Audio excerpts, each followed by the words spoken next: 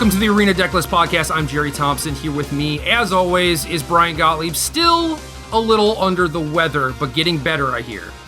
Getting better. It's a slow and arduous process, but anyone who saw me at GP Portland this weekend knows what a disaster I was, particularly you, who had to share a hotel room with me and listen to me basically dying in the bed next to you for several of the days. So apologies to everyone who I came across. I did my best to try not to spread plague around the convention center. Hopefully I succeeded in that endeavor. Yeah, no handshakes, no hugs, right? Just like elbow bumps. A lot of elbow bumps, yeah. You talked about bringing a mask, but you forgot it. I did. That's just one of those things where I have so much respect for Japanese people and the culture where this is like, yeah, if you're sick or whatever, you just wear a mask so you don't get everyone else sick. It's a tremendous idea. We should be more cognizant about it. I apologize to everyone for not thinking of that. I was washing my hands constantly, though, and tried to stay out of close proximity with people. I gave a few handshakes on Sunday when I felt a little bit better. Always, I assure you, after a thorough antibacterial treatment and a thorough washing before you got any handshakes with me. So hopefully everyone's okay. I apologize so much if I did anything to make anyone feel unwell, because this has been terrible. Like, I have been so sick for so long now. Yeah, I'm sorry, man. I will say that I shared a hotel room with you and I feel great. You know, we were in separate beds, I guess. Maybe that helped, but I hope so. I hope you get away from this. Nobody deserves this kind of sickness. Yeah, man. I hope you feel better. Hope no one else at the GP got sick, but we weren't really around a whole lot for a few different reasons. I mean, we did show up, I guess. Do you want to tell this story? Like, the story to me of how we kind of arrived in Portland is funny, but I don't know if you viewed it that way or not, or you're just like, oh, this is what life is. It's certainly a weird set of circumstances how we arrived there. Basically, I drove to your house on Thursday, took your car, drove myself down Friday morning, and you flew in from the East Coast on Friday evening-ish, afternoon-ish, which is just like a really weird way to get a traveling group together in the same space, I suppose, when you look at it in retrospect. In the moment, though, you're right. I was just like, well, this is whatever. I didn't even consider it. Yeah. Okay. So the entire time people are like, well, you know, what are your plans? And I'm just like, it's a long story, but you know, if you have 5 minutes, I'll tell you. And I think this is kind of entertaining. This is kind of a throwback to my earlier, very heavy in the grind Magic days, where early 2010s or whatever you want to call them, when I was playing in all the SCG tour events, right? I would book flights that was like, all right, I'll go to Atlanta and then DC and then, I don't know, Chicago or something, and then fly home. And in between every event, I would just like find someone's couch to crash on or whatever, someone I knew in that city that I could hang out with. And that allowed me to save a lot of money because it would be like $600 for 3 flights instead of like $400 per round trip flight. Sure. So yeah, just a lot of weird travel things like that happening. And I've mostly been better about this, just being an adult and not trying to do like 3 weekends of travel in a row and stuff like that. But I started by going to the Command Fest in DC, which was a lot of fun. And I had booked my ticket from Thursday to Monday, and I was going to arrive back in Seattle and then was going to, you know, hang out, do the normal content thing during the week, and then ride down with you, I thought, sometime on Friday. Mm-hmm. So Wednesday, before my flight, my best friend in the universe, Josh Cho, who lives in DC, calls me. You know, we talk semi-regularly. And a while ago, I had pitched the idea of like, hey, I'm going to be in DC. Do you have time? I mean, I know that he was coming up on graduation and stuff for college. And he was just like, nah, man, I'm going to be so busy. I can't do anything during that time. Like, maybe I can sneak out and we can grab a dinner or something. That's it. I'm just like, okay, cool. So he calls me on Wednesday and he's like, hey, oh, DC's this weekend? Really? I had no idea. I'm graduating on Thursday. You should just stay at my house and then come to my graduation. Dramatic change in plans. So after talking to him, talking to his wife, kind of getting a bigger view of the whole picture, I guess like one of the examples is Crystal, Josh's wife, was talking to him and a couple weeks before graduation and floated the idea of inviting me to the graduation, and he was so stressed out because of like all the finals that were going on and everything that he was just like, "Nah, I can't deal with this right now." And she was just like, "Oh, okay, sorry, I'm gonna leave you alone," and she just dropped it and didn't ask him about it anymore. And as time got closer and closer to him graduating, he got less stressed out, especially since his grades were coming back pretty good. He had a bunch of A's already. Nice. And yeah, then he was just like, "Oh, hey, yeah, this is fine. It was probably fine the entire time. He just didn't want to like think about it, plan it, add anything more to his plate," right? Sure. In those high stress moments, you're just like, whatever, don't care, don't have time for that right now. We'll deal with it in the future. And I guess that meant you had to kind of fly by the seat of your pants for what you're going to be doing in DC. Yeah, so I that's kind of what I want to do was two birds, one stone, right? Go to the Command Fest, see a bunch of cool people, hang out and everything, and then try and sneak in some time with my best friend if possible. But I thought that was a no-go, so I just booked my flight to return as soon as possible, and then that kind of changed and was like, okay, I was in the middle of packing, so I like threw a bunch of extra clothes in my suitcase. I threw a microphone in my suitcase because I knew that we would have to record the podcast at some point. And I was just like, I don't know what's going to happen, but I'll figure it out. And after checking on flights and stuff like that, I was like, okay, flying to Seattle is not great. I guess I could fly into, oh no. So what changed was you said that you wanted to go down Thursday because there was a draft PTQ you want to play in. Correct. Well, I wanted to be there Friday morning. So I wanted us to leave pretty early Friday morning, but the timing on that was tough, as I found out when I actually did eventually leave at about 5 a.m. on Friday morning from Seattle, and then was very sleep deprived, and that was the whole thing on top of it. Yeah, I wasn't going to do that. So I assumed that we were going to go down Thursday morning, and since time travel is not invented yet, there wasn't any way I can make it back from Josh's graduation to Seattle by Thursday night in time for us to drive down there. So I was like, you know what, Brian, go to my house, grab my car, you drive down there, and then I'll just fly into Portland, because I looked at those flights and they're fairly reasonable. And it all came together beautifully. No problems. Everyone made it to Portland. I got to play the draft PTQ. We nailed it. Basically, this is one of those things where people are like, oh, I can't get the cards, or, I don't know if I can make it or whatever. It's just like, make it happen. Mm-hmm. If you want it badly enough, you can try and make it happen. And that's what I did. And I am very proud of myself for my problem-solving abilities, Yeah. And we pulled a good plan together. Trying to figure out all this random nonsense and, just figure out weird solutions where it's like, I don't think a lot of people would have just been like, hey, take my car and, drive it 3 hours to another state.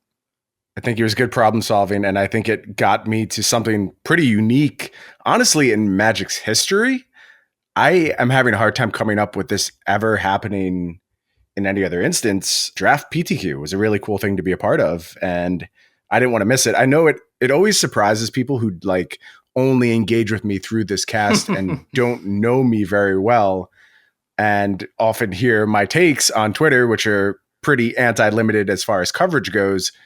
Limited is my favorite format of Magic. It is how I like to play Magic. It is also what I am best at by far. Like, it's not even close. I am a dramatically better limited player than I am a constructed player. And the opportunity to participate in a draft PTQ was just a huge slam dunk for me. I did not want to miss it, which is why I was so incentivized to find a solution. In any other instance, if it was a modern PTQ, whatever, I'd just say, oh, whatever, whenever you get here. We'll skip the Friday PTQs. Right. This was actually something I really wanted to do, though.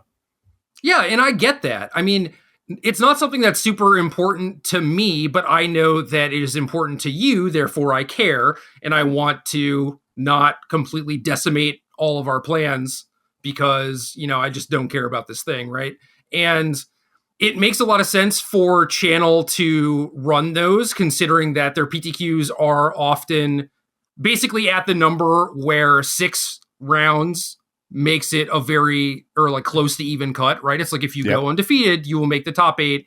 If you are 501, then sometimes that's good enough, but like people basically can't always draw in. And the 5-1s are kind of like in a scrum, but if the event fills up, it will be 8 6-0s advancing to top 8, which I think is cool. And then that means, 6 rounds. you can actually just do a draft PTQ, and to run that on Friday when there's not a whole lot going on, especially like kind of early in the morning, it makes a lot of sense. I can't tell you how much I hope this becomes a regular feature of Magic Fest GPs. I will attend more if this is something I can always do on Friday. This is just like the dream for me. And you have to generally have already achieved something to have access to high stakes games of draft. Like you have to have top aided a sealed PTQ, or you have to be at the PT, or you have to have day 2 to sealed GP. You are usually gated behind something, and that's fine. I mean, no real objection to that. But when I show up at a sealed PTQ, it is not because I am excited to play sealed. It's because I am hoping to draft, and to just skip everything and get to that opportunity right off the bat was really, really awesome. Yeah, just hoping for more of it for sure. And stores, for the most part, don't typically run a lot of sealed events. You will often see random draft events more so than sealed. And the reason for that is that sealed basically requires very little babysitting. Whereas draft, you need to, maybe mark the cards and do the call draft so that things don't get messed up and all sorts of stuff where it just requires more people to make the event run. And sealed basically just gets to be the limited format of choice for the Swiss because it's easier. Because it's easy. Yeah. Yeah. And that kind of stinks. I think Agreed. The vast majority of people prefer draft to sealed. Right. Yeah. So and they did a good job solving the problems in this event, though. Like they didn't stamp everything. It was called. And then right after you drafted, you turned around and gave your cards to the person sitting at the table behind you. They registered them and then you got them back. And like, is that cool. perfect? No. I mean, you could come up with some sideways scenarios where you could probably exploit in that situation. But like, close. It's close enough for our purposes here where I felt very comfortable with the way the event was run. What they should probably do is you swap your pile of cards with the person in front of you, and then they give it to the person behind them, maybe. Because that's okay. Yeah. While you're turning around, you could potentially like add 2, subtract 2, right? You could just have like, 2 mythics in your pocket or something. That seems like the most likely thing to me. Not trying to give anyone any ideas or anything, but that's the first thing that comes to my mind. Yeah, that's a small little optimization that maybe if there's more of these, you could certainly think about. I mean, certainly they're trying to protect that information from your draft pod, which is why it doesn't really cross their hands ever. But you're right, just adding 1 extra pass seems like a very clean way to eliminate that problem. The cards never leave the table without supervision. Like real sleight of hand masters can break it anyway. They can break any form of magic, though, quite frankly. Like if you know good sleight of hand, you have access to cheating all the time. So that's not what we're trying to prevent here. Right. So, I mean, you cut out some amateur opportunistic stuff, which I think is reasonable. But then it's like, well, what if the person you pass your deck to, as they're passing it to the person behind them, they like look at it or something, like then that opens the door for other things too. So it's not perfect. But if you're looking for like low investment cost solution, I think that is probably fine. But yeah, for these tournaments to continually happen at Magic Fest, I think that they need to find solutions to these problems to make people feel comfortable. Yeah, but for the first one, it was very well run. It took a long time, for sure. Like there was a large time investment, and I lost my win in round 5, so I was there till the end, and then like had a chance at being one of the 5 ones to make it at the end. So I had to stay for the breakers to come up, and I finished 10th, so I missed anyway, and was just there for a very, very long time. But ultimately, I'm cool with that because I got to play my favorite format for some good stakes and was very, very happy for that fact. Yeah, similarly to you, the majority of the content that I make is constructed, and I mean vast, vast majority, right? Of course. And that's because what gets people to click on it for the most part. I mean, there are things like limited resources where they have a huge following, huge fan base, but for the most part, people don't tend to click on limited content as much as they click on constructed content. And the majority of my GP top 8s are from limited and stuff like that. Just like these little things that people don't know because we basically only make constructed content. So yeah, I mean, I appreciate limited. I do enjoy playing in sealed GPs, and sealed even is something that I enjoy more than most. But yeah, I mean, if given the chance, I would still play constructed more often. But I'm certainly glad that these exist, especially if they're taking over sealed. Yeah, absolutely. One thing about sealed, just like a personal reason why I haven't been able to engage quite as hard as I would like. I often don't have buys for GPs. Sealed without buys versus like sealed with buys is very, very different, even more so than constructed, where your edge is a lot more inherent in like your preparation. And I think you have a greater range against like non-buy players. And a non-buy player can just open the nuts pool, right? And you're pretty far behind at that point, whereas you're all on at least somewhat even footing as far as deck selection goes, and I can find an edge there and be comfortable in playing with it. So at least in my head, I had mostly talked myself off sealed GPs for that reason. They get better with buys, but not my personal experience.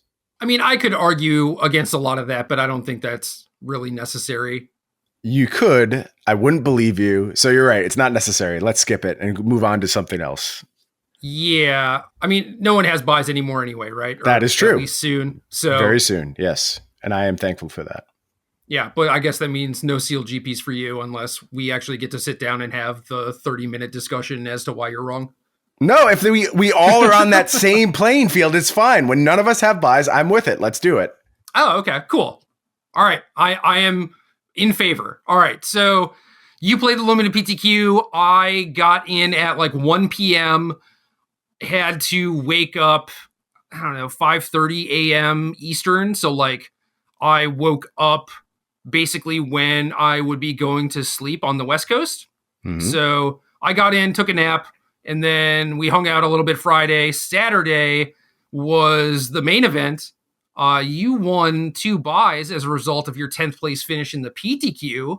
Yep. And I pulled out some Rakdos Knight cards for you. Yep. And then didn't feel good. Also forgot to register. So it kind of worked out in my favor. Like I didn't do the online registration, so I could have shown up at the site at whatever it is, 8 a.m. and probably gotten into the event pretty cleanly. The folks at Channel Fireball got in touch with me when I realized I had missed the online registration, let me know if I showed up. It wouldn't be a problem. So I had a way in, but I was so sick. And as of when I went to sleep, I was planning on waking up, playing Rakdos Knights in the GP. And then I just coughed for like 6 hours straight and didn't sleep and had literal blinding headaches the next morning and gave up on the main event and just slept in. Definitely was the right call given how I was feeling. Legit. Most of the time I will fault someone for things like that, but like when you're ill, everything goes out the window, you know? Right. Like and you experienced my illness firsthand, which probably also gave you a little bit of sympathy for what I was going through. Yeah, I mean, obviously if someone's just like, oh, I was sick, like fake cough or whatever, like I will believe people unless it's very clearly fake. But yeah, certainly in your case, seeing it firsthand and you just coughing all the time and you apologized and stuff. But like once I'm asleep, I'm asleep. You know, you can't do anything to wake me up. So it did not bother me, did not keep me up. You were a delight. And part of that is years of being trained by sleeping in the same hotel as Josh, who snores very badly. So good skill to have. I'm very jealous. I mean, it was learned, I think. I don't think I just naturally have this ability, but regardless, yeah, we woke up in the morning. I guess we could talk about why I didn't want to play in the main event. I said if the tournament were over 500 people, I was not going to play. Yeah. And what was it? 510. At least that's what the website said. But to be fair, it was like trending to be like around 500, maybe a little bit over. I thought it was still going to be over, but I didn't actually know the number until the tournament had already started. We heard a nighttime number of like 480. So by that rule, we maybe should have been waking up. But no. By my rule, I would just assume that there are 30 people who are going to show up in the morning. But Okay. Anyway, standard's fine. Fine. It's very interesting that we both were like ready to play the red-black deck that ultimately took down the tournament. Like, talk about how you found that deck. I think it's interesting how we were both in the same place by the time the event started. And we were both high on Jund going into the weekend. We posted on our Patreon we had intended to play that. And then last second, both were scrambling for these red-black cards. Yeah, I just felt like Rakdos was a thing that never really got enough respect, and people would do things like still main deck Noxious Grasp and everything. And like, granted, there were 2 Simic decks that popped up that Noxious Grasp was pretty good against and everything, but people just never accounted for the Night deck. There was never any actual hate for it. People would have Lovestruck Beast instead of Bronzodon and just like lose to Embercleave. They would have no outs to Rotting Regisaur and stuff like that. So it just seemed like Rakdos was probably the best deck that no one was talking about. And Nick Prince suggested that we play that maybe like 2 weeks before the tournament. And I think it was also before the MC. But very little had changed. And if anything, things changed to make Rakdos look even better. So I was just like, yeah, I don't know. I kind of want to just like play this. And if I do play the event, just like play a nice short game of attacking people. And that sounded way more fun to me than going to time with food. Yeah, I was right there with you. And given my state, I wanted something that had the potential for shorter games at least. I know that prior to the event, Gregor Skowalski was posting on Twitter about finding a lot of success with Red Black Knights. I had played it a bunch back right when the bannings happened in the format for the Twitch Rivals tournament where I first played Jund Food. For most of that period, I was pretty sure I was going to play Rakdos Knights. I was high on the deck.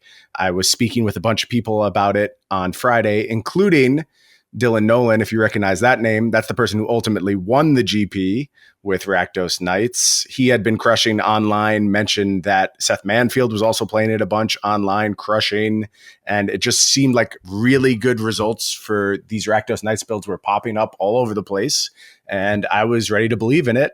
Had the Ember Cleaves picked out, everything ready to go, and just couldn't get out of bed. Missed opportunities.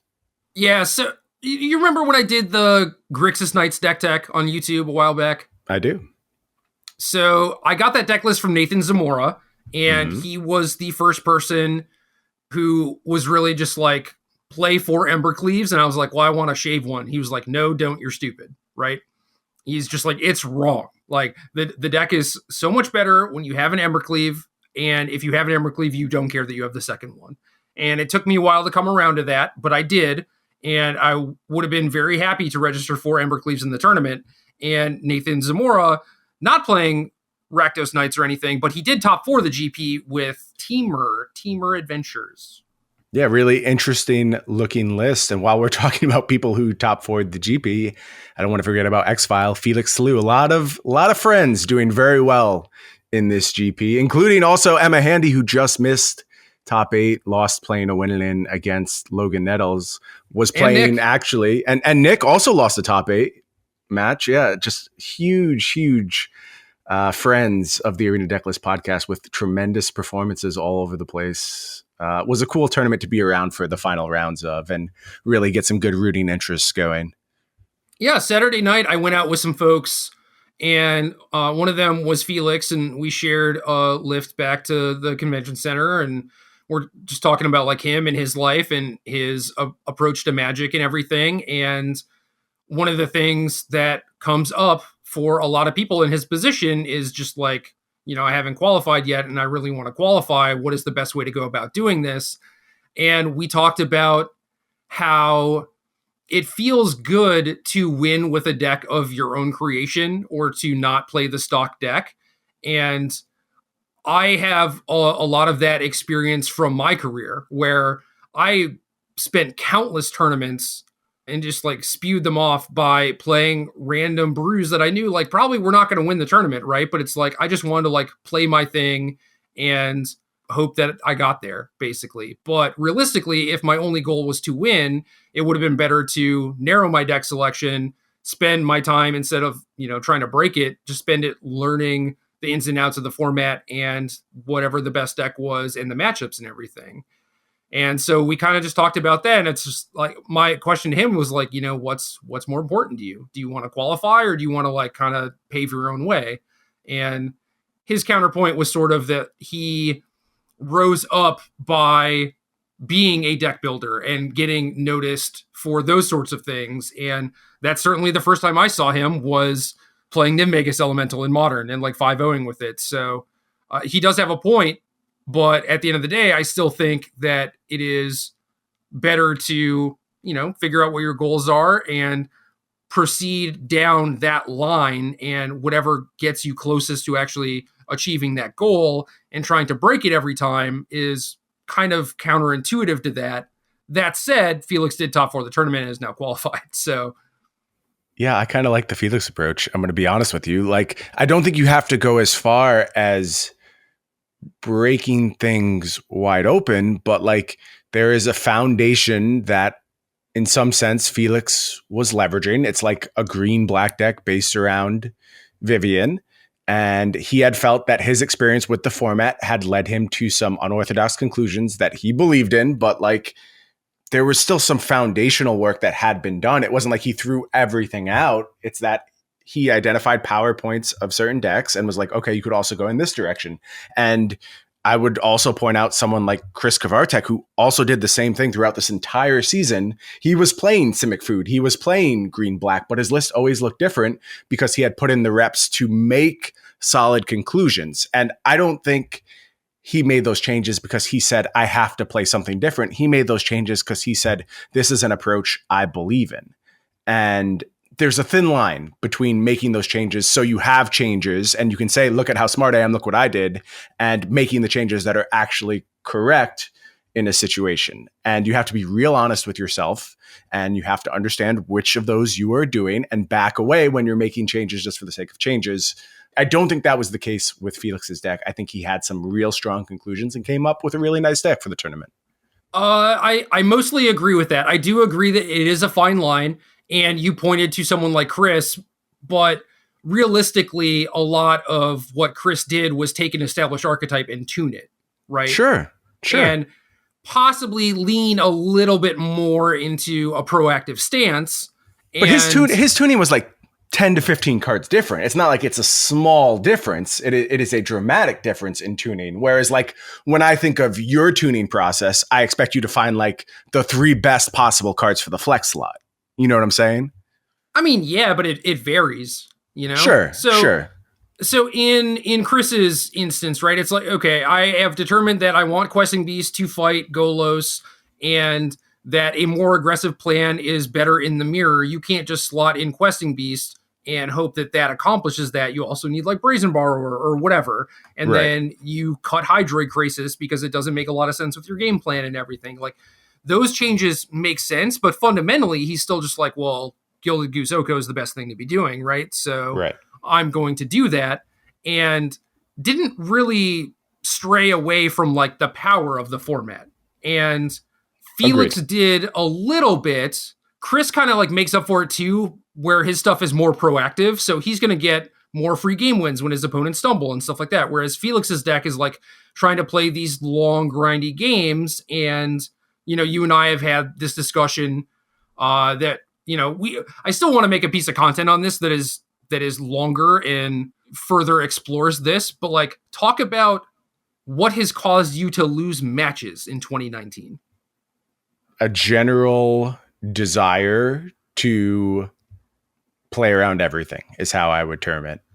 Giving my opponents windows to seize games back where maybe I could have closed the door with more aggressive, more risky plays that are risky in the moment, but when you actually like parse out the equity over multiple turns, it proves to be the correct play regardless. So that leads to you playing these slower decks, and then you end up inevitably getting paired against some deck where you don't have counterplay to what they're doing because you're not proactive enough. Right. And in your quest to try and play around everything, you end up in a situation where you have no agency. Correct. It happened several times at PTQs this year where like, even if I felt myself to be a stronger player, I left no room for that to be reflected. It was just like, ultimately they are bigger than I am, and I don't get to actually assert agency on any part of this game. Yeah. So what are some examples of this?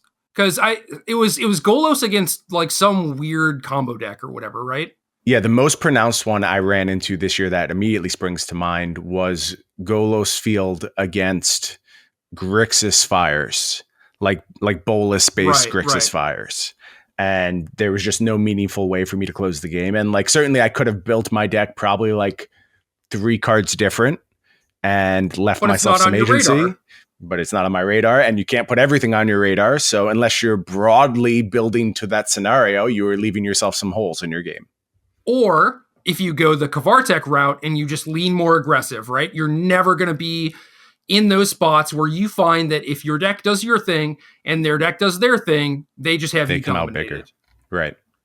So, yeah, I think that is a podcast in and of itself. But when I look at Felix's deck, granted he has interaction and things like Nissa that can get free game wins and stuff like that. But for the most part, I see a deck that does look like at various points he could end up in the same situation that you were in because he's trying to play these longer games with like Finale to Eternity and stuff like that.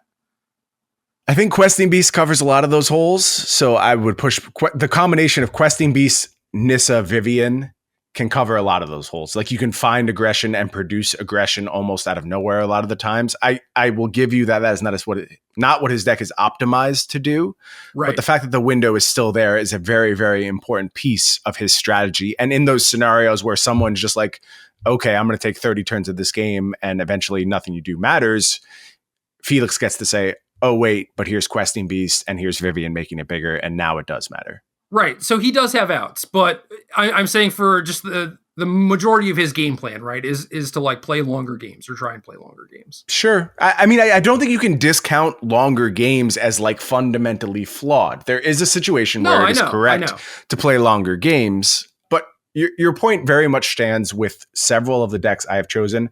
I think this is somewhere in between. This doesn't really draw my ire as another example of like leaving yourself the ability to be dominated. I agree that this is not the best example. Certainly the examples that you gave me, like we were at that PTQ, that match happened, and I think that was the one that knocked you out or something. So like we talked about it briefly before you left.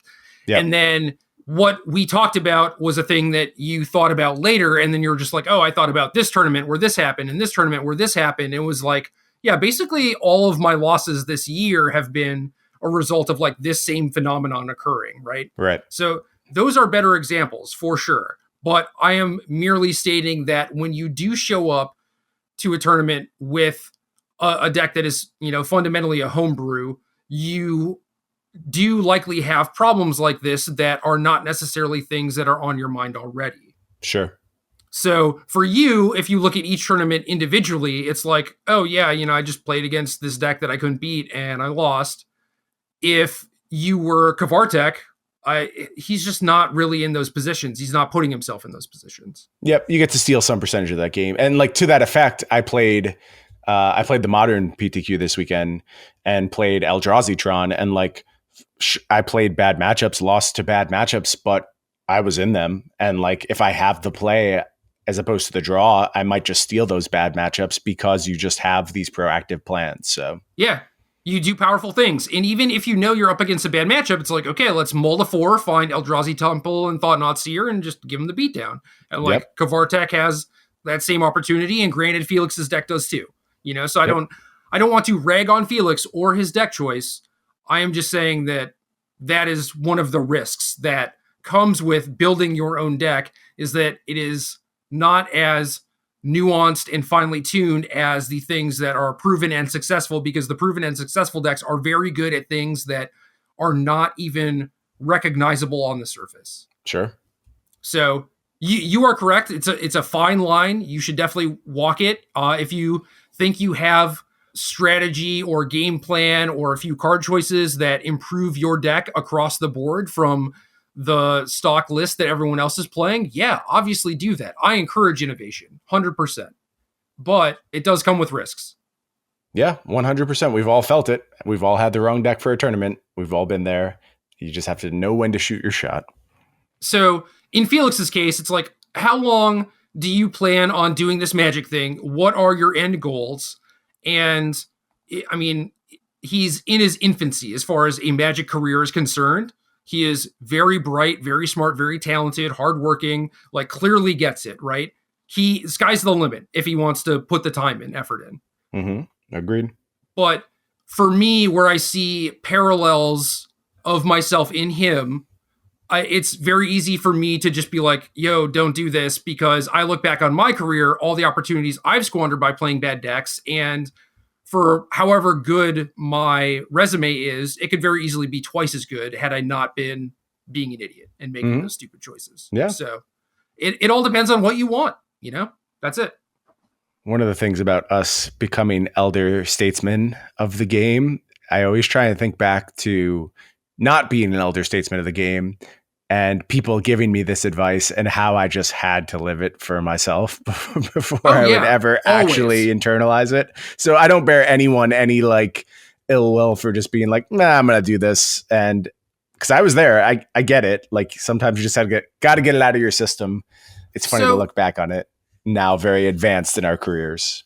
If Felix is like, yo, I'm just going to these tournaments to beat up on some people with my sweet decks, cool, kudos, you know? But if you're talking about, oh, I want to qualify and stack up a bunch of invites and play in as many pro tours as I can, it's like, well, those things are kind of at odds.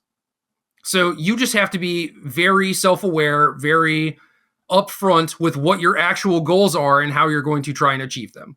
And for me, like, I wanted those things, but I justified it by, you know, there's always another tournament. There are going to be more tournaments, and like there were, right? But then 15 years later, you look at my results and there's things like Hall of Fame voting or whatever. It's like, okay, well, there's probably a few reasons why I'm never going to get in the Hall of Fame, but certainly not having like another PT top 8 or 2 or 3 or whatever is a big part of that. Yeah, in retrospect, it would be nice to add one more to the old belt, right? Well, only if it actually, you know, swayed the vote by 30% or whatever I needed, but. Right. Yeah, one more would have done it, probably. So sorry to rub that in, but I'm saying, like, I still need a bunch of help, right? So, like, even if I had one more top 8, I'm not sure that I would be a lock or anything. It would realistically take a lot more, because, like, you just look at the metrics for someone like Shota, right? And yes, he didn't have a lot of top 8s, but he was very, very good at finishing in the money and putting up top 16s and just being a little bit short. And granted, Shota did it his own way, right? Like, you can do both. However, when I played bad decks, I would not make the money. I would probably not even day 2, you know? So my stats across the board are way worse as a result. And it's not even a potential talking point that people can like make an argument to vote for me because of like, oh, I have X top 16s. It's like they look at my stats and they're just bad. Right. So they can't even justify it to themselves. Yeah, exactly. It's like, wait, you've played in 50 pro tours and you have like, I don't know, 15 caches or whatever. Maybe that's low or something. I don't know. But yeah, those stats are bad. They're real bad. Next life, you'll do it right. I'm living my best life now, man. I have no regrets. I'm just saying that, like, for kids today, figure out what your goals are and then, you know, actually work towards those goals. And I think if you asked me in like 2006, whenever the Hall of Fame was announced, like what I wanted my end goal to be, Hall of Fame probably would have been it. Yeah. But yeah, for me, it was like, oh, there's always going to be another tournament. And technically that's true. I could continue playing in pro tours. I just found something that I like doing a lot more just in general. So here we are. Here we are indeed. And I'm so glad to hear you come around to that point, that this is what you'd rather be doing. You have found the thing that was actually driving you this whole time. It was to sit here and talk to my ass every single week. Sorry about that. What a conclusion for your life to reach. I tried to talk to you for years, man. I tried to work with you for tournaments, talk to you about decks. It led to some Niv Magus elementals, you know? So like it was clear that it was going to go places, you know? We were going to do big things. Yeah, to rapid elimination. Speaking of playing bad decks at PTs. Yeah, but I mean, circle. Look at what my legacy would have been if I didn't play against 5 Jund decks. That's true. You could have been a superstar. My favorite moment in that tournament, by the way, was I play a Niv Magus Elemental against Gadenis playing Storm. And God, what happened? I think he played a land. I played a land and a Niv Magus. He played a land. God, I'm butchering this. No, maybe I played Niv Magus and then he played a land and I was like, you know, can you kill me this turn or something? And he was like, I don't think so. And I was like, well, you're not getting another turn. And he's like, bolt your Niv Magus Elemental. And I was like, free spell, pitch it, untap, kill you. Got him. You know, so I was like, yeah, storm deck with a lightning bolt turn to kill you, great. When it did its thing, it looked very impressive for sure. Yeah. I mean, I did beat all the non-Jund decks I played against, but people don't remember that. They don't care. They're just No, like, you played this deck in a field full of Jund, you're a moron. It's like, yeah, you're okay, you're you're a not wrong. you're a big stupid. Yep. But I'm serious, man. Like the podcast, making content, helping people, it matters way more to me than doing well in tournaments myself. It's not even close. I'm super happy with where I am, and that leads to me taking a little bit of a step back from playing tournament Magic. And certainly, like, when I'm at these tournaments, I am probably going to fall back into my old ways to some degree, where it's like, yo, you should play Rakdos Knights. I'm going to be over here playing a modern PTQ with an experimental Valakut deck or whatever, because I am playing to learn now, not to win. Totally fine approach, and I support that for you right now. I think there is much more to be gained for our listeners if you are out there taking chances rather than just playing the best deck and racking up wins. That doesn't really do anything for other people. It does a lot for you. It doesn't do much for our listeners. And listeners come first at this point. I totally agree with your stance on all of this. It's like the reason I got engaged in a more formal type of Magic. Like, I was very content just playing a bunch of Magic online, learning a bunch and figuring stuff out. But the reason I wanted to do more was so I had these type of opportunities. And maybe you can make those happen by just playing Magic online forever and never actually going to a GP. But at some point I was like, nope, if I want to make this happen, I'm going to have to get out there at least a little bit. I basically capped it at getting out there just a little bit, but this was always the end goal. And I totally agree with you. It is very, very awesome to be able to get to do this every week. Well, you played online and did well, and the people who paid attention knew who you were, but it is very difficult to actually get on someone's radar when you're not streaming or promoting yourself on social media and stuff like that. Like, Yep. How do you get these opportunities unless you are actually making yourself known to people? And what you did was just accidental, I think, where you're like, friends with Jason Ford or whatever, and then he sings your praises to me, and we end up chatting a little bit, and I'm just like, oh, this guy's great, So that is kind of what you did, but it wasn't with some end goal in mind necessarily. You were just like, oh, I'm out here meeting people, and this is cool.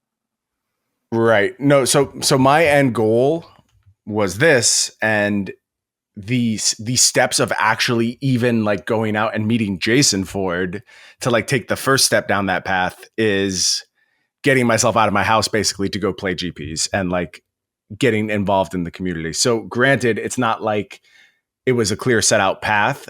Certainly it was just dumb luck and happenstance that our paths crossed and not like part of my master plan, but putting those balls in motion was basically the decision I had to make if I wanted to ultimately end up making content and being involved in the Magic space to a greater degree. Yeah. Do you want to talk about this more? Like, I have a half-written article basically about how to make content, or rather like how I approach it. And I think you and I have a lot of the same fundamental ideas and stuff. And Command Zone just released a podcast basically about similar stuff, just in a different way. It was more about the how-to aspects, like the actual details. It's like, this is how you look for equipment and, stuff like that. And they had a lot of good advice for the other stuff too. But like, if you could go back and do it all over again, or if you could do it now compared to 10 years ago, like, how would you actually approach trying to get your name out there? Oh, that's such a hard question. It is a very hard question because like a lot of the things I was able to do were predicated upon having successes like just randomly, and not only in Magic, but also in other aspects of my life. So if I take any kind of like hard line approach to, okay, I have to get my foot in the Magic door, I cannot live doing anything else, my whole process like breaks down. I can only talk about how I live the experience. And a lot of my experience is just, like you said, founded on randomly meeting certain people. And like a huge portion of it is just dumb luck that we're friends and wanted to make content together.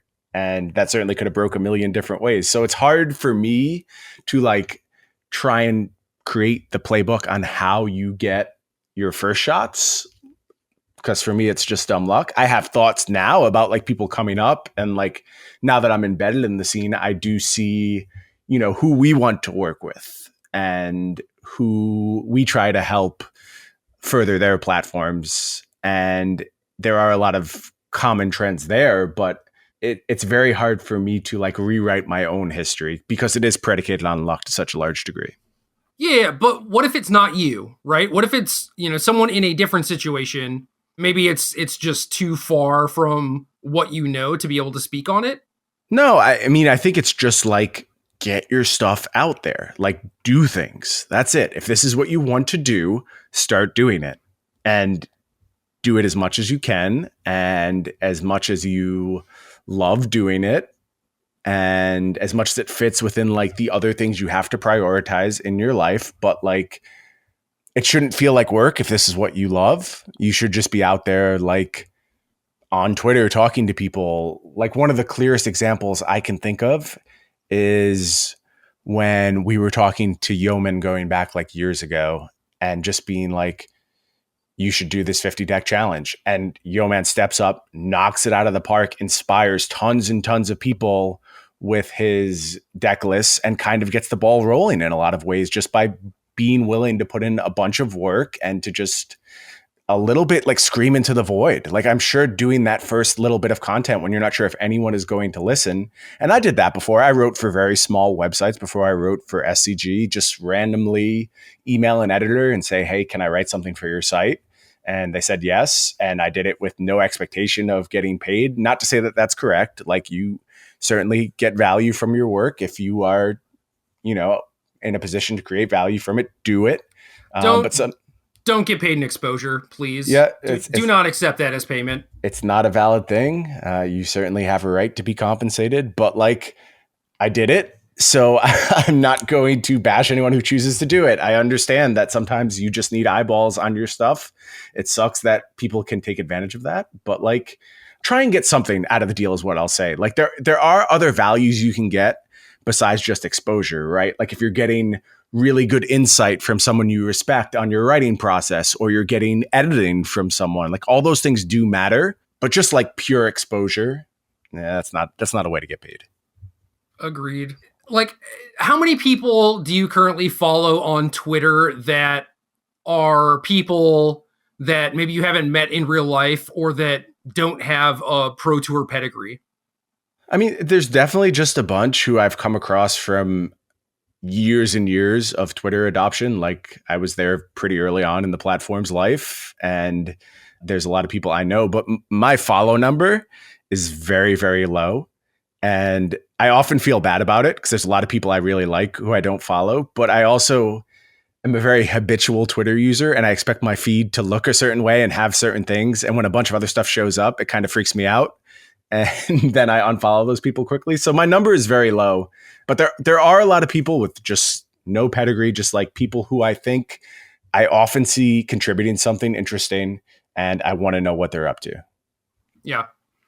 Yeah, my follow number was very low for a long time also, because I was just like, I only want people who tweet like premium hits. You know, whenever I go on Twitter, I just want like the A+ stuff, right? So I think the smallest I ever got it to after years of using Twitter and like following a bunch of people was like I cut it down to like 40 people or something. That's tight. That's a real tight list.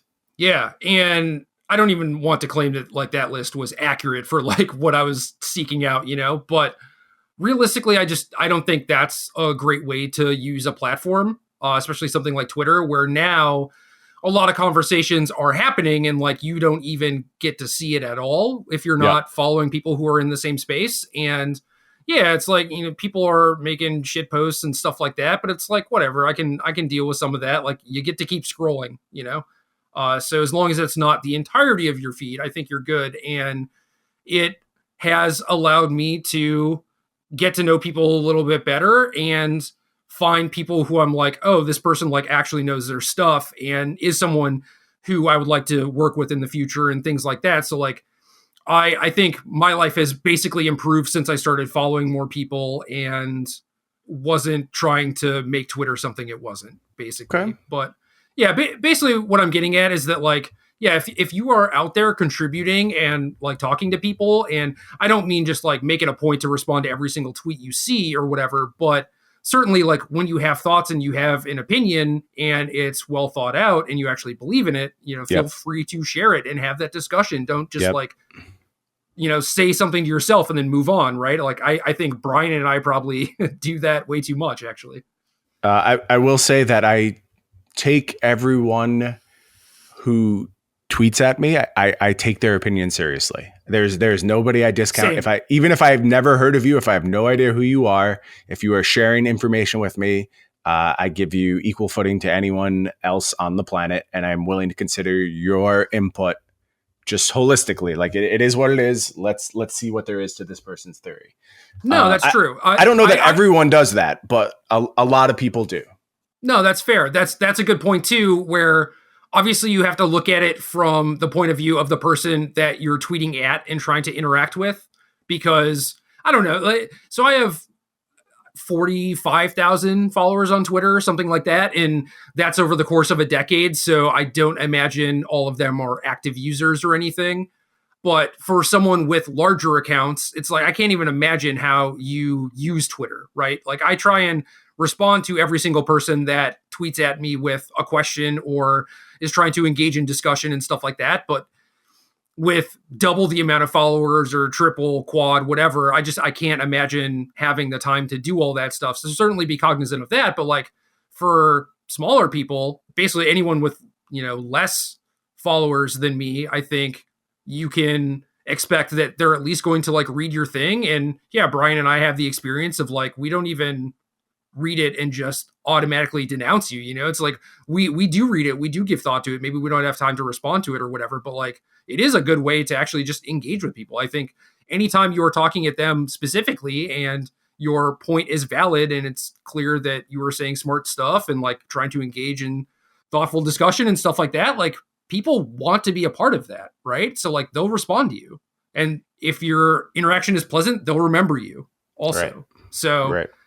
yeah, I think that's the best way to go about it. I mean, if you have nothing good or thoughtful or whatever to say, I mean, that sucks, I guess. But I feel like people do have a lot of those things that they can say and bring to the conversation. And maybe it's just like, oh, this is me. I think about this stuff all the time. It's not that special or whatever. But like you're probably underestimating how impactful like the stuff that you can say or bring to the table actually is. Sure. And if you think about it, like this carried out is probably an extension of my own experience, right? Because now we're going back in time and we're talking about an in-person snowball of relationships that eventually leads me to this scenario where I'm making content with you. But we're kind of updating that for a digital age and talking about a digital snowball of relationships where you're just like involved in the conversation and contributing positively and thoughtfully. And that's enough to snowball a series of relationships that can ultimately lead to meaningful content creation too. So Interesting how that idea has been updated. Yeah, I mean, I think things were harder in our day for someone who is either completely new or relatively unknown. Even if you're an online grinder or whatever, but we're not making content and social media didn't exist and stuff. It's like, yeah, you could show up and maybe some people would know who you are, but not really. And I think that now you have so much more opportunity to actually network and get yourself out there and have people end up following you too, right? Because it's not like, oh, I want to engage with Brian so that Brian notices me and then we get to be friends or whatever. It's like I engage with Brian, other people read the thread and see it and follow you as a result. So you get to also like cultivate your own following by just being public facing. So that can also lead to things where you just do stuff yourself. You're like, hey, I'm streaming, and now you have like 1,000 followers on Twitter, and that contributes nice to little base going. Yeah, you being able to do that and jumpstart that. So yeah, I don't know. I mean, things are very different, but I do think it is very doable. And there are plenty of people who have just kind of organically started their own thing. And I mean, I kind of did that, but it was also while I was playing a bunch and doing pretty well, and I moved around a lot, so I was involved in a bunch of different communities. So I would, be friends or acquaintances with like 50 or 100 local people from a bunch of different communities who would all, not all, but like a lot of them would ask me questions from time to time. And I did my best to respond to those people, you know? And then when it came time to be like, hey, I'm streaming or I'm doing this podcast, a lot of people were like, oh, he was very positive, very helpful, and I want to check out his stuff or subscribe to his Patreon or whatever it is, right? So I think there's a lot of opportunity to actually do stuff like that. It does take time, though. I will say too, there's also a lot of space right now. There is room for everyone to make content, and it can be niche content too. Like it could be stuff that only appeals to a very select section of the audience, and hopefully you can reach your people who feel the same way as you do and will be on board with your very niche stuff. That if you hit hard with people, you can get a very dedicated audience, even if you're not trying to reach as many people as possible, is what I'm saying. So don't think like, oh, I'm into this thing nobody else is. Like, if you want to do it, do it. And I think people are very supportive right now. Like, I know us as a brand and as a podcast, I don't have any competitors. And that's not me putting like myself above anyone else. It's just literally I'm not competing with anyone else. I want to lift everyone up and give everyone a platform and make sure everyone gets to talk about Magic all the time. And I think that just benefits the game and what we do, and it's more information for me to engage with, and it's more to learn, and there's no downside to as many people being in this game as possible, as I see it. And I think a lot of people feel the same way and will help you out along the way.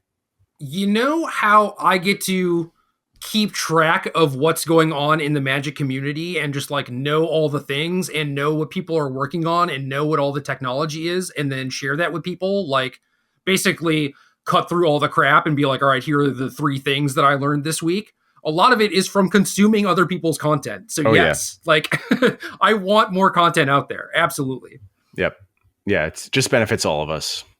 And again, digital age, I think that written articles are something I absolutely love.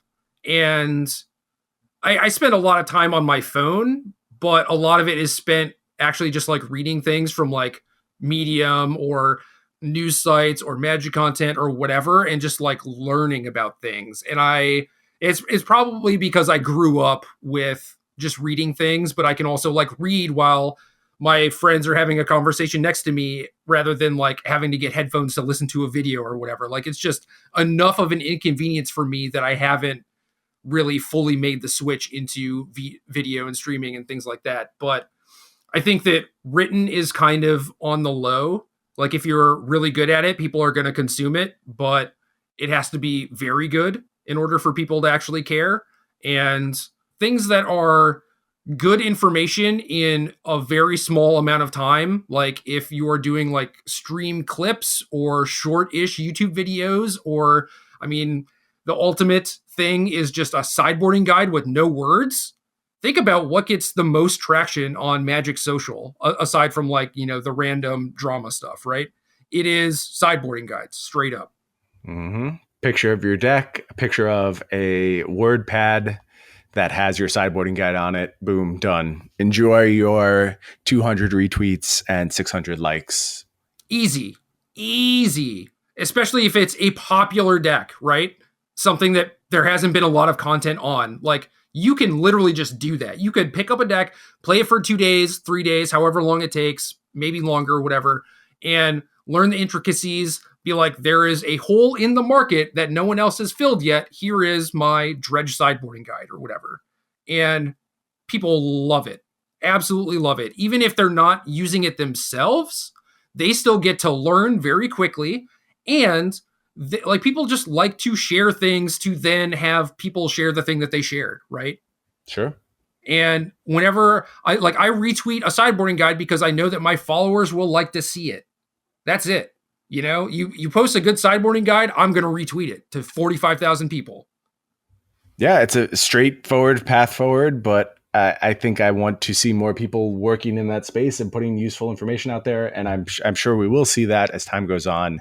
Now that especially we have identified that there's a lot of room there to be able to do that stuff. Like think about the other two accounts that we run, the two Decklists account. It's just sharing other people's work, and it gives us the ability to help them get their stuff out there and makes a useful product for us. So there's just a lot of space to share information in this particular realm that we should all be taking advantage of. Right. And not only does Arena Decklist, Pioneer Decklist help prop up other people, it's like we encourage them to, like, if they played their deck on stream or whatever, like, share the link to the VOD in case people want to watch it, But, like, for the most part, it is providing the most amount of value for the least amount of investment on the end of the consumer, right? Because they get to consume the deck list and the sideboarding guide. If it's not a thing that they're interested in, they just get to move on. But if it's like, oh, here's a deck list that looks really cool, if I want to know more, I can then watch this VOD, right? But for the most part, it's just like, people just want to see cool deck lists. And if they're interested in Dredge or they play Dredge, it's like, yeah, they want to see how someone else thinks that they should sideboard or whatever. You don't need to write like an 8,000 word primer necessarily, because people just don't have time for it. And that's not how they want to consume content right now. And that's a big part of it, is just like figuring out what people actually want and giving it to them. And we've kind of bucked against this for a while, where it's like, sideboarding guides realistically aren't super helpful. It's not how we would prefer to teach you, because ultimately we want people to be thinking about Magic and be trying to get better and figure things out on their own, not just us giving them a fish, right? But not everyone has time to do all that stuff. And some people just get to play FNM or just get to play whatever local tournament they have on the weekend.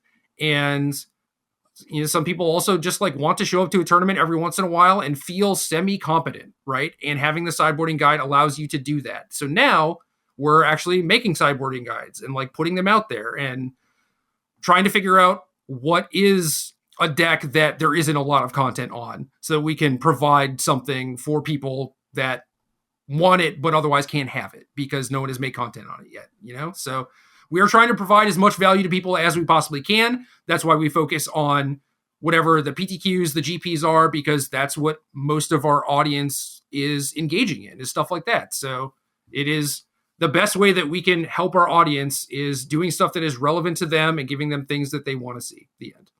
Yeah, and I think we'll continue to explore new ways to do that. And I think we'll continue to be inspired by the people also making content in this space. So yeah, do that. Always thinking about Make stuff for us to look at. I appreciate it. I love sideboard guides. I'll take all the fish you want to throw at me. I hate it. No, I really love hate it. Love it. Just a starting point. When you look at a sideboard guide, you have not signed a binding contract that you will always sideboard in that fashion. All you're doing is downloading someone else's ideas about the matchup, and you can then totally make your own conclusions from it, or you can follow and agree with what they said. As long as you're being critical about it, there is literally zero flaws in using a sideboard guide. My problem with that is that the people who ask for sideboarding guides are not necessarily going to do that. They are going to follow it. That is what they want to use it for. And I think that that's incorrect. Okay, but they will get to a place where they will either evolve from that state. Like, you don't think if I send you a sideboard guide and it's got something strictly erroneous in it, like you've sideboarded in this dead card multiple times, you don't think people are looking to make deviations from that throughout the course of a tournament? They may not make it immediately. They might just follow it. But I don't think there's anyone who is engaging with Magic in any meaningful fashion, in any way that is ultimately going to lead to success, that isn't going to look at something and be like, meh, I'm not too sure of this. And it's not to say it happens instantaneously, but I think every single person playing the tournament will eventually step away from those hardline sideboard guides and make their own conclusions. The problem I have with that is, if you are interested in doing things differently than the sideboarding guide, it should also come along with a discussion. That's fine. Sometimes that discussion is internal, though. Like, I read sideboarding guides all the time online and deviate from them immediately. Like, I don't necessarily need to talk to the person who made the sideboarding guide, as long as I have my foundation for doing so. That's because we are the people who are engaged enough in Magic to be making the content and telling people what is right and wrong. But for someone who is attending a tournament and is like, I basically know nothing, I'm starting from scratch, give me a sideboarding guide that will help me the most. If your argument is like, oh, eventually they'll like, change it to how they see fit, I don't think that that's very realistic to expect, because I think that if that were the case, like they were already thinking kind of on that level, like, hey, this thing might not be right or whatever, I think that they would be more interested in having the discussion along with getting the sideboarding guide. That's my but look, you have to give opportunities for growth. And like, that's the growth opportunity, is where you make this conclusion and you do something else, and maybe it blows up in your face and it goes wrong, and you see that as you unpack down the road. And I understand you're saying is, oh, they won't actually met that out and understand where it blows up. And okay, sometimes they won't, but you have to give yourself the opportunity to do so, or you're never going to evolve as a player. And you can't just paint by numbers forever. I encourage that. I'm just saying that I don't think that a lot of people that are asking for sideboarding guides are intending to use them that way, which is not really how I would recommend engaging with Magic if your goal is to get better. Like I said, there are plenty of people who don't have time and just want to play the tournament, feel competent. That's great. But I don't think just saying like, oh, well, no one is actually going to listen to the sideboarding guide. It's like, I don't think that's true. I think that there are plenty of people out there who are just going to follow it to the T and like not think about it too much. Forever. Till the end of time. Well, so the problem is like, they're not going to play that deck every single day of the week. They're going to play it once in a tournament and just be done because, their next tournament's in 2 weeks or whatever. Yeah, I don't know. I mean, I guess like it doesn't matter then if they're not trying to gain mastery of a deck, then this is just kind of a moot discussion, because the results don't matter. And this is just a pursuit of enjoyment, and this is outside the scope. But if you're giving a sideboard guide to someone who has tournament endeavors, they seek to achieve something, then I think always that's going to follow with at least some degree of critical thinking. And if that's not what they're trying to do, if they're not trying to achieve anything, then none of this matters anyway. So there are other people that have the endeavor to perform well in tournaments and then ask for a sideboarding guide, and they use it and follow it to a T and don't think about it. Don't. I mean, look, these people exist. I can't deny that, but I think the numbers they're not as skewed as you like. If people want to grow, they will put in the work and do so. They're listening to this conversation right now. You think they're going to go through 10 minutes of us beating this back and forth and not at least have that moment where they think, okay, wait, maybe this is that spot where I'm supposed to consider this change? I hope so. I mean, dude, that's why I do what I do. And that's why I initially rallied against these, because I think if you do that, if you just follow the sideboarding guide, you're doing yourself a disservice. And if you do have like tournament aspirations and stuff like that, and you have enough time to attend tournaments and practice, put in the time, effort, whatever it takes to actually reach those goals, then when you get a sideboarding guide, you should try and have a conversation with the author about the hows and whys of, why these cards are coming in where, And that's kind of on us, right? Like we can do a better job presenting this information. Granted, we're talking about a scenario where we're trying to do like quick and dirty sideboarding guides, so this is a little bit outside of that. But the fact that that's what people want is a bit problematic when there is still a space in a sideboarding guide to teach all these lessons, right? And it's like nobody wants those lessons. My point is that I could write an article in tweets and it would get less traction, even though it had more information than just the quick and dirty. Correct. Right? Correct. Okay. I can provide that content, but I'm just telling you that, written stuff is doing far worse than just pretty infographics and videos and highlights. I know. I know this to be true. That's where I'm getting my information, basically. I want to argue that there is a disconnect between just like sheer metrics and sheer clicks and actual dissemination of meaningful information and how it changes thought processes to have these things out there, and like what actually like effective hits is an argument I want to make, but I have no grounds for making it. And so I agree with you. And like, that's one of the things that I prefaced with like my Twitter count number, right? It's like, it's 45,000, but that number's not accurate. Right. Right. So when I tweet something and it gets retweeted X amount. I think like 5 years ago, I was followed by a lot of bots, and the bots would just instantly like and retweet things. And it's like, those aren't real, right? And people are just retweeting sideboard guides because they know that their followers will like them. So it's easier to like go viral when it's bite-sized versus this written piece where like people aren't even necessarily going to read what it is, right? It's like TLDR. Like they're just not even going to look at it. Anyway, whatever. Like people want them. I'm going to give them to them.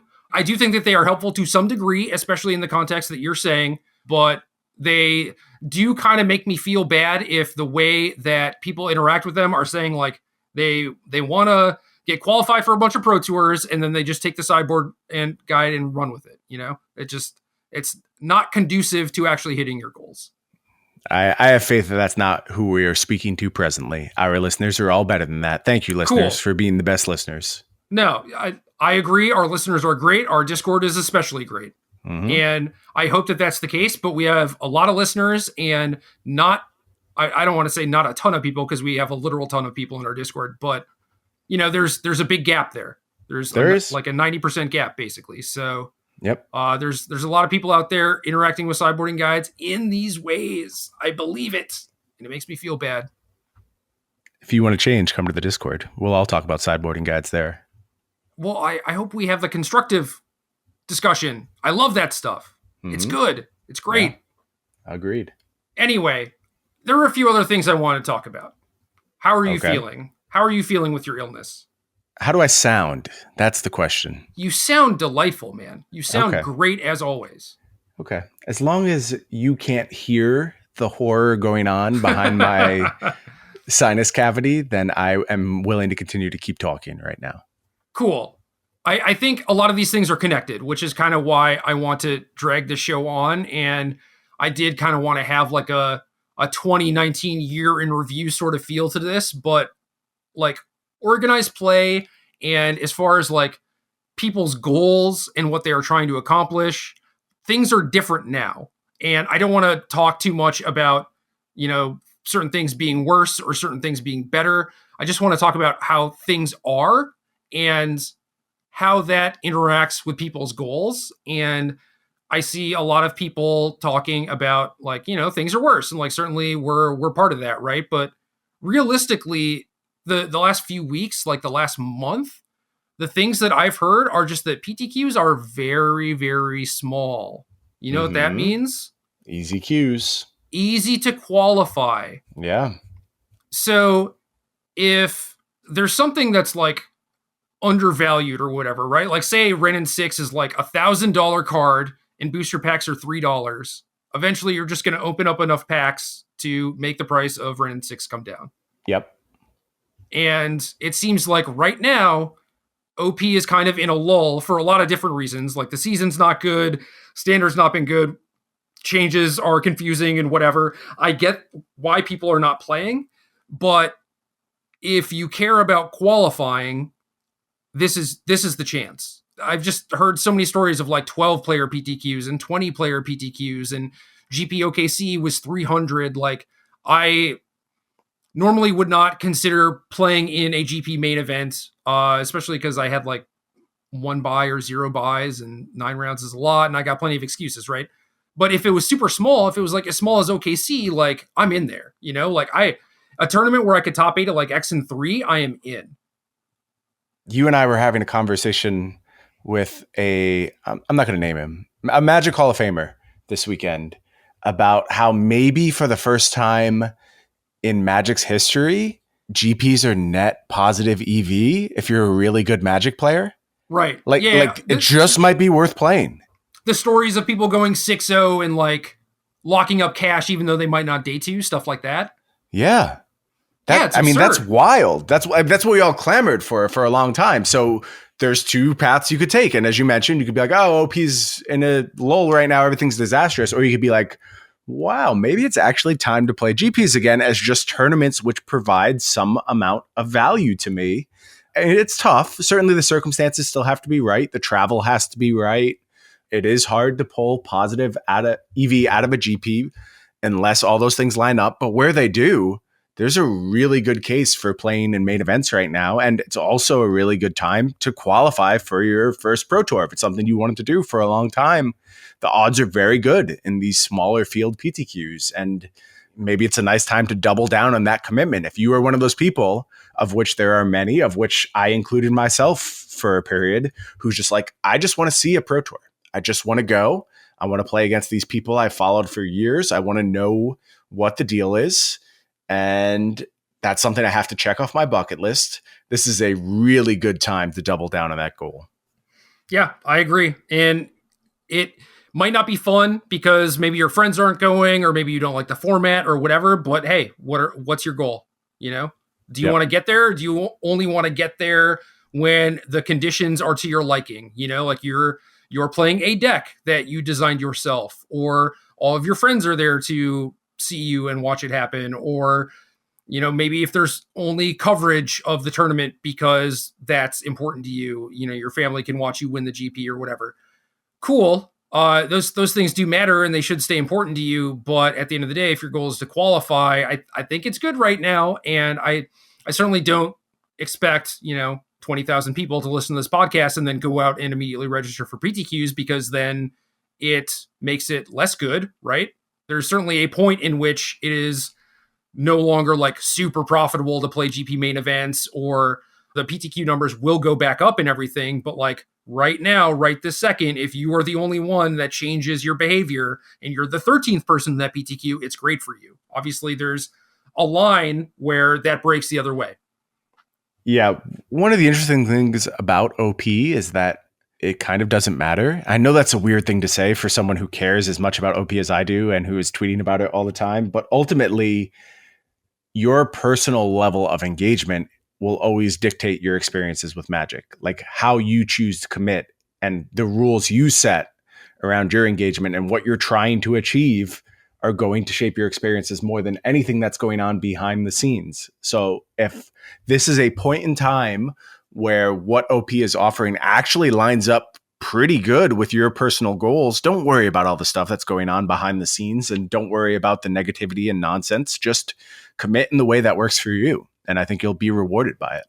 Yeah. Another big part of this is, for whatever issues OP has, there are still Magic tournaments. There are events. There's multiple online clients. There are multiple formats. You should be able to find something that is appealing to you and figure out a way to interact with Magic that makes you happy and like scratches whatever itch that Magic does. Yeah. Right. And I bring up the goals thing because PTQs are small for the most part. You know, obviously that's not the case 100% of PTQs or whatever. Some communities are just super thriving still. But if your goal is to get to the PT, do that. But if your goal is not to get to the PT, then whatever, you know, like go play Pioneer on Magic Online or go to a Command Fest or something. Like those events are dope. Just interact with Magic in a way that makes you happy. And if you're not happy grinding and doing that stuff, like don't do it, you know, or scale it down or only go to certain events. Just like do whatever makes you happy and comfortable. Don't feel pressured or anything to interact with Magic a certain way, maybe because, you know, that's how everyone else does it, right? It's like you have friends that are super competitive. They want to get on the Pro Tour. They're going to every event. You do that. You're just not having any fun. Maybe it's not for you, you know, but maybe the opposite is true. Maybe all your friends play Commander and you aspire to something else. And it's like, well, you know, what are you aspiring to? Is it to get on the PT? Then go play a PTQ. To your point of lots of different ways to engage right now, I feel actually obligated to bring this up, given how we talked a bunch about declining GP numbers and continue to talk about it. But we were at GP Portland. You were not at last year's GP Portland, so you're not able to make this comparison. But I can tell you, as far as I could perceive it, there were as many people at this GP Portland as there were at last year's event. And last year's event was a modern GP that had like 1,100-ish main event entrants.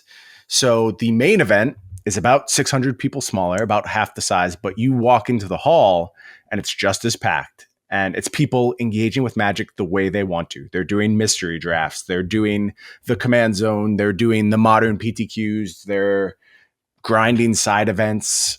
they actually have very much succeeded in making Magic Fests out of GPs. And the weird side effect that I don't think any of us saw coming is that GP main events have gotten way, way smaller. But you could still just go to a GP and have a great experience, regardless of the size of the main event. I have actually enjoyed my GPs more this year when I've had the freedom to engage with them in the fashion I choose rather than just being tied to the main event. Oh yeah, it's not close, dude. Yep. So I played this Valakut deck that I'm going to write about on Star City next week in a PTQ, and it was like, all right, I was 2-0, I lost. I learned a bunch of stuff. I already had ideas for like how to rebuild the deck and everything, and was probably eliminated from top 8 contention. I don't know, but it was also 7 p.m. because this PTQ started at 3, and I hadn't eaten and I was hungry. So it's like, all right, I'm going to drop. I'm going to go get some food. Going to hang out with some people.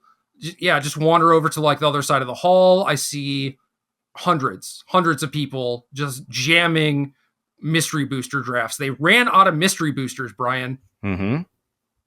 By Sunday morning. Like you had to get in line Sunday if you wanted to get mystery booster stuff. And like, granted, the packs are eBaying for 30 or whatever, and like the drafts were very cheap, and they had to make it so you couldn't like join the event and drop just to take your 3 packs or whatever, which is kind of absurd.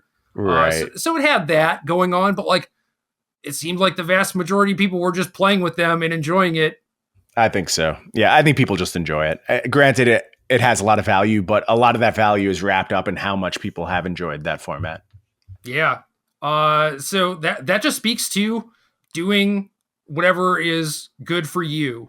Right. I think before the GPs basically only had the main event and there were some other side events and stuff. But now it's like with the Command Fest, the mystery booster stuff, all the different PTQs, like the draft PTQ, you have a lot of options, even at just what is effectively like this one tournament weekend, to be able to figure out a way to have the most amount of fun that you possibly can. So I actually like the fact that you can look at Portland in back-to-back years and be like, the attendance is effectively the same, just it has moved away from the main event. And to me, that reads like a lot of people are doing just that, and there's probably just more net fun being had in the room as a whole.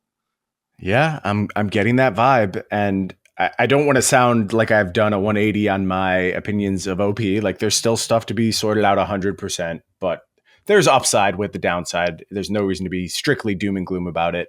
And a big part of it has been the change to GPs. Yeah, the problem is you can do both, right? Like you can still. I would like to think so. Yes, you can have a main event and have it be appealing to people, and also still do all the cool side of event stuff. And there's also a lot of stuff still missing from Magic Fests that would actually make them a fest, and not just like, oh, here's a bunch of different tournaments in like varying degrees of social to, what was the other one that BDM said?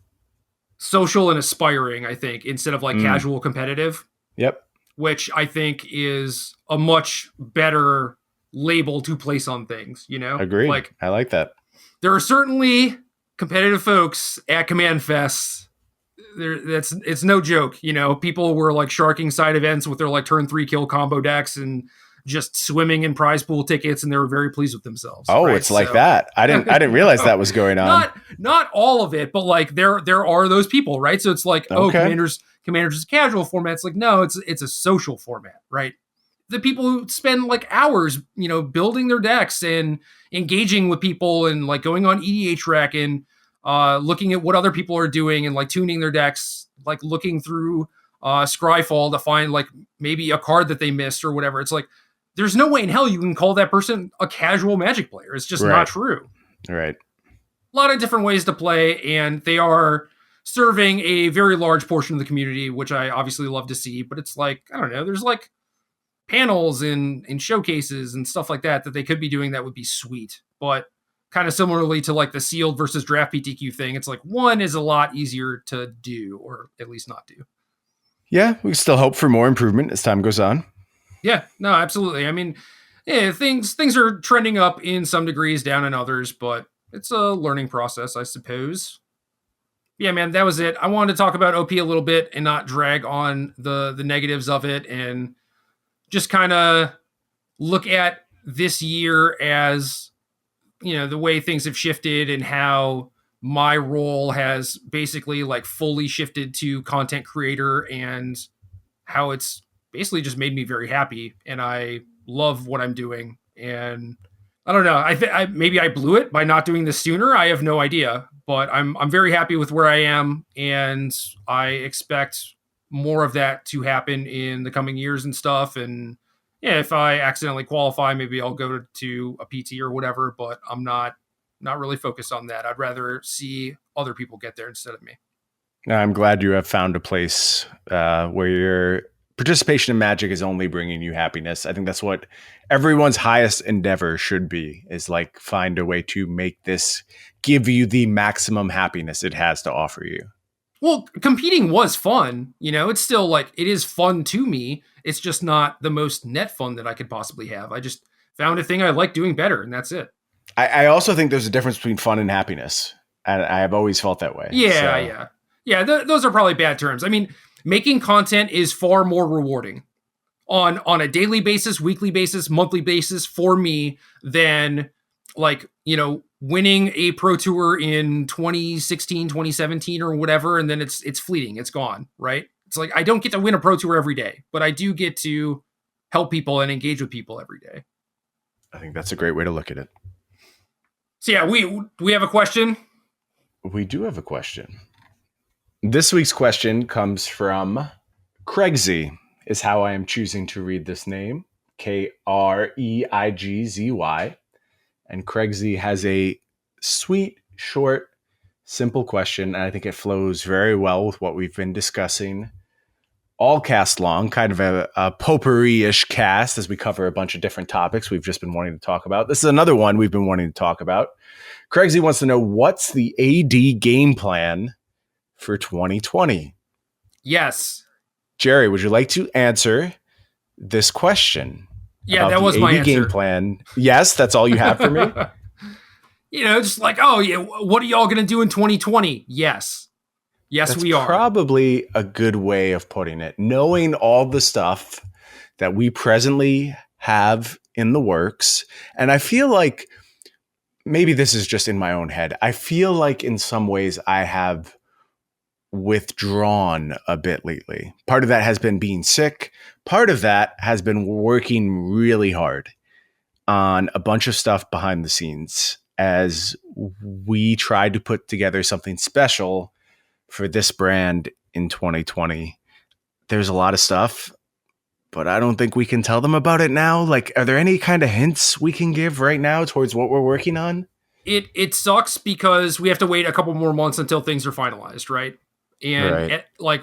At that point, we do want to share things. We are going to be doing more stuff, better stuff, cooler stuff. I think, people are going to like it. We are basically trying to, double down on our efforts to provide content. And just this year was just so weird, right? There are just like a bunch of changes. We started the Arena Decklist account. We went from like 0 to 20,000 followers in 8 months. And it's like, wow, this is eye-opening for the type of content that people actually want and will consume. Because in 2018 or literally any other year, right? It's like, if you ask someone what type of content they would like to consume, no one would say a Twitter account that just retweets deck lists, like that doesn't make any sense.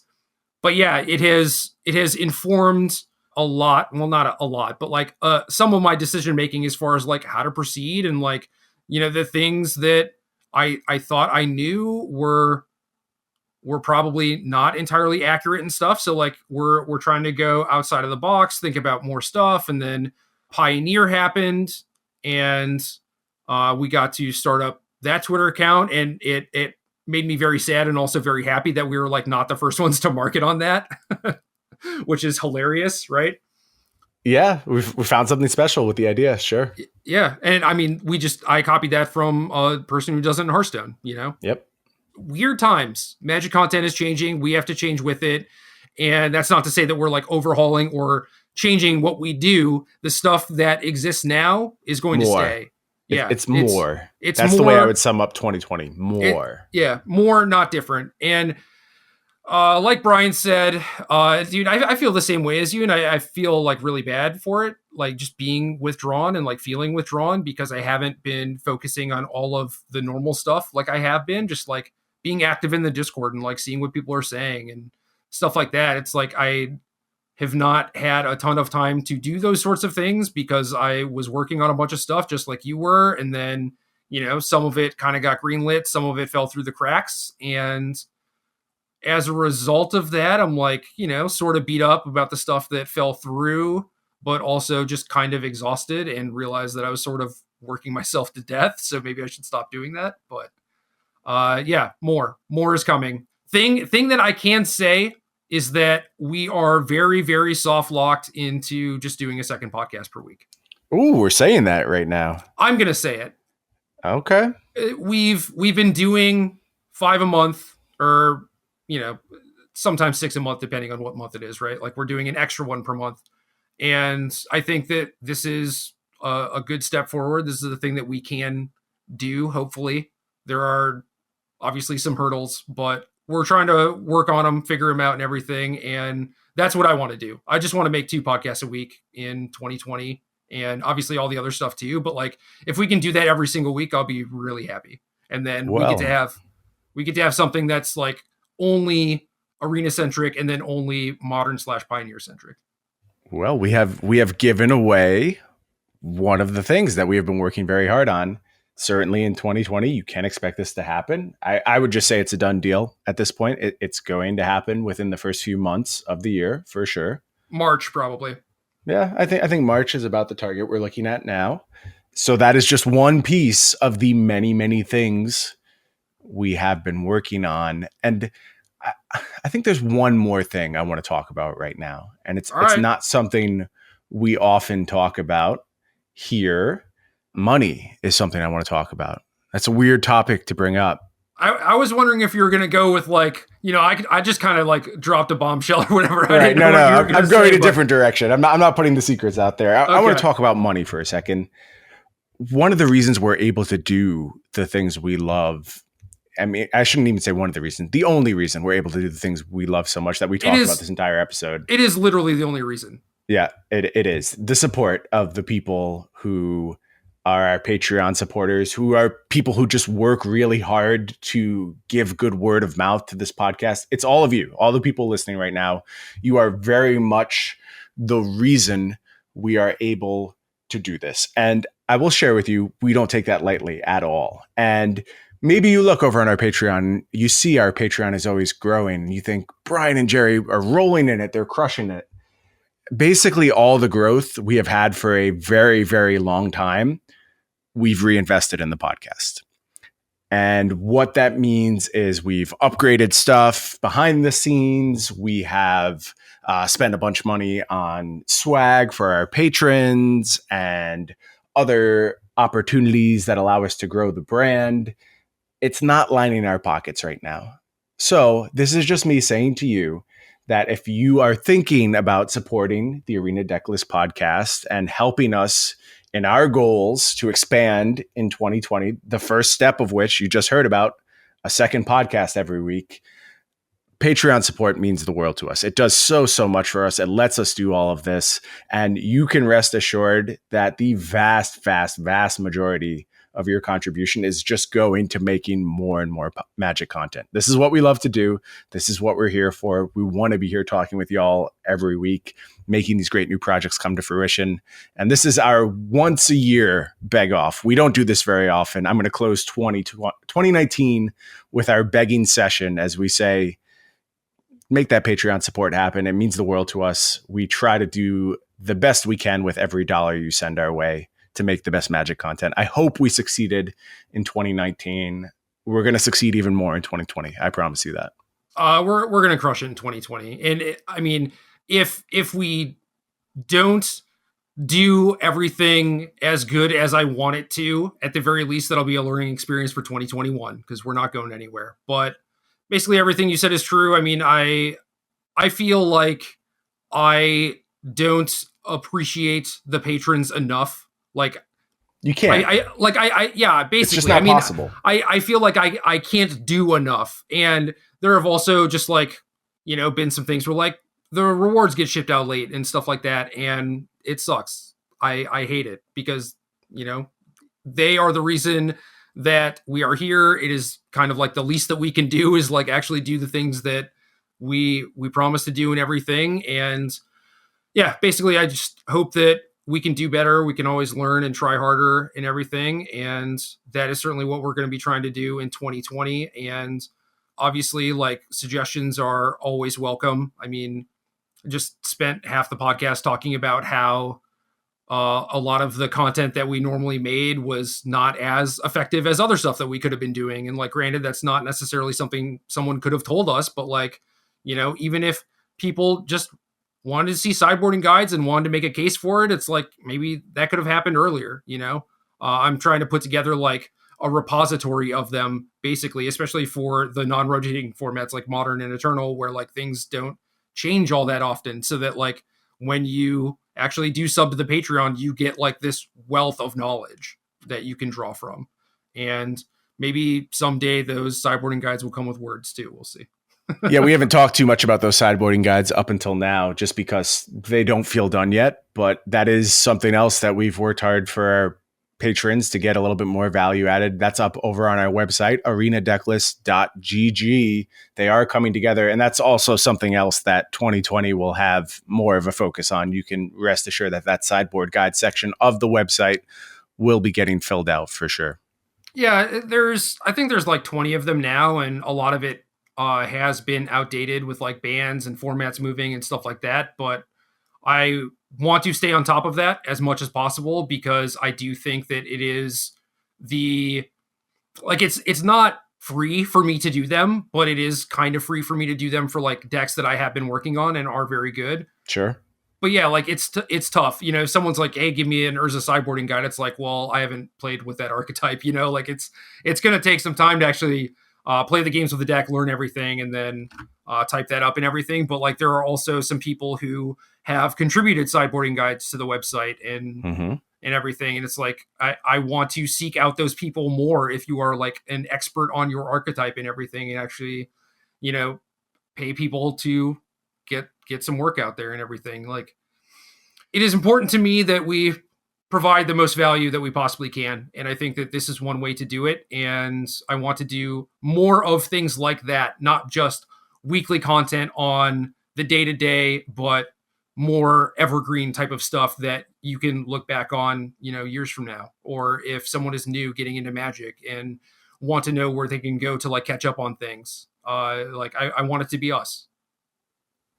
Also, forget weekly content. Weekly content's 2019. Daily, yeah. We're talking daily content 2020. To be fair, we do that basically with like the Decklist accounts and stuff like that. Like we just kind of like tripped and fell into it. And it's like, oh yeah, this is a thing that people definitely want. Tripped and fell into working 7 days a week to make the best Magic content possible. Yeah. I love it. Wouldn't have it any other way. Yeah, dude, it's not bad. Yeah, it's not bad. But no, seriously, thank you, everyone. We really appreciate it. This is episode 167. That is how long we've been around. We haven't really used the episode number titles, but a lot of episodes. You know when I started? Do you know which episode number? I don't know. I always thought it was in the 50s or 60s or whatever, but you told me it was like 37? Yeah, I think it's like 34. 32? Somewhere in there. And it's like, yeah, I don't know. It felt like, not that it was bad or whatever, like me, Andrew, Majors, and then just me and Majors. It felt like that went on for longer than just 30 episodes, but we were also pretty bad about doing them every week. So that's probably why. Yeah, that's when you're on that monthly content grind. Now that you're up to daily, it moves a lot faster. It wasn't that bad. I think we missed like some weeks here or there, but literally never missed a week with you. Is that accurate? No. That's not accurate. When I first came on, we were still missing weeks at that point, but we haven't missed a week in a very, very long time. Yeah. Yeah, that's the type of dedication, right? Like things shift. It is no longer me and Majors are doing this fun thing kind of for ourselves because we enjoy it. We are now beholden to other people and their expectations. And that's what happens. Mm-hmm. I show up on time. I will never be accountable to myself, ever. But you're not going to make those Patreon bosses angry. I know that. No, Yeah, and that's exactly what it feels like. It's like, yeah, we just have, 2,000 bosses. Luckily, we have really nice bosses, so it No, I works out know. for That's the us. thing. It like sounds kind of bad, but it's not. Right. So, everyone, seriously, thank you. I cannot say this enough. I probably don't say it enough, but yeah, we do super appreciate it. And we are here for you. We want to make the best content for you. So let us know. Thanks, everyone. Game.